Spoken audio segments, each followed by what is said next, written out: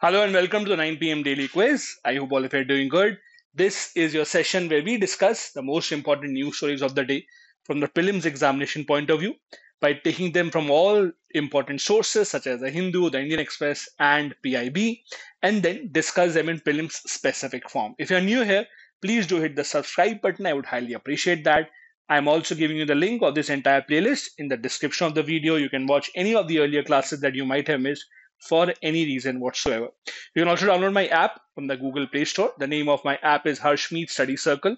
The link again is in the description of the video. On my app, you can find a lot of other courses that I'm running, including the PSIR optional test series, the PSIR optional live classes, personal programs for mains, answer writing mentorship, prelims mentorship, and much, much, much more. Let's begin with the first question then. Consider the following statements with regards to pink bollworm. Number one. The pink bollworm is a moth that is a major pest to wheat in many regions of the world. Second, it is known as pinky because the larvae develop pink bands as they mature. Third, the larvae are small white caterpillars with 8 pairs of legs and pink bands along their backs. How many of these given statements is or are correct? Now, the pink bollworm is an insect that we have discussed about multiple times. It's an insect that has been a menace to many farmers in India who are engaged in cotton cultivation, not wheat. So it is a major problem to cotton. Thus, first statement is wrong. Second and third are correct. The name pink bollworm is given because of the pink colored larva that develops. It has pink bands rather, which gives it a pink appearance. Second and third, both statements are correct. The answer thus is B.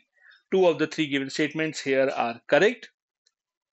This is the article in today's Indian Express newspaper about how Haryana cotton farmers are opting for paddy because they are fed up of being bollworm and they don't think there is any solution inside for that. Question number 2. Consider the following statements with regards to 1931 census in India. Number 1. 1931 census that counted caste was conducted by the colonial British government and was the first such exercise after 1901 census. Second, the caste section put the numbers of OBC at 52% of the total 271 million population. Third, the 1931 OBC figure became the basis of Mandal Commission's recommendation in 1980 to grant 27% reservation to OBCs in education and government jobs, which was implemented only in 1990. How many of these are correct? Now, census, especially caste census, has been a big debate in India in the past few years, with different political parties having various views on that. Now, one of the reasons why the caste census has become a problem in India, or there's a lot of discussion, is because the government believes, or rather some parties in power believe, that caste census is not a great idea, while the opposition members are making it a poll issue. With that in mind, we have to understand that the last time that India had a caste census was in 1931. So after independence, we have never had any caste census data come out. With that in mind, this piece of information is important. The first statement is correct. It was the first such exercise carried on after 1901 census. That particular census had said over half of India's population, that is 52%, are OBCs. Third is also correct. The Mandal Commission became a center of debate once again because they did not have any concrete data about how many castes are in the OBC in India. So they relied upon the 1931 census only, and that was also a matter of great contention. The answer here is thus C. All the three given statements here are correct about the 1931 census. The Indian Express today has this article in the editorial section about 1931 caste census. Next, question number 3. Consider the following statements with regards to the Lok Adalats in India. Number 1.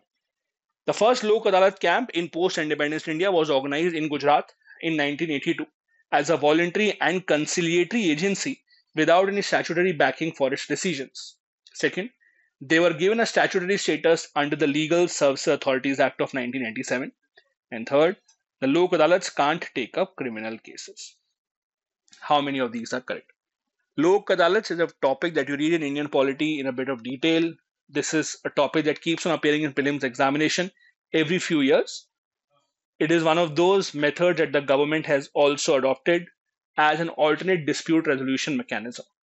The first one is correct, although we have had a whole very old history of Lok Adalat. In era after the independence, it was only in 1982 that the first one was organized. That was in Gujarat without any legal backing. It was in 1987, the law with which NALSA was created, that Lok Adalats were given a legal backing. Third, however, is wrong. Contrary to the common perception, the Lok Adalats can actually take up a few criminal cases. Not the serious ones, only those that can be settled outside the court. They can take up those cases. Thus, the answer here is B. Two of the three given statements here are correct. The third one is wrong. There is an article in today's Hindu newspaper about how over 1 crore cases were settled in the National Lok Adalat. Now, the Lok Adalats are organized by NALSA, that is headed by the Supreme Court Chief Justice. They organize it on a regular basis, and there are lakhs and lakhs of cases that are solved in those Lok Adalats. Question number 4.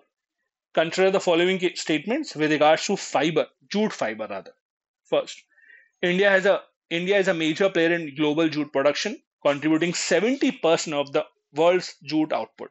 Second, jute meets all the standards of safe packaging in view of being a natural, renewable, biodegradable, and eco-friendly product.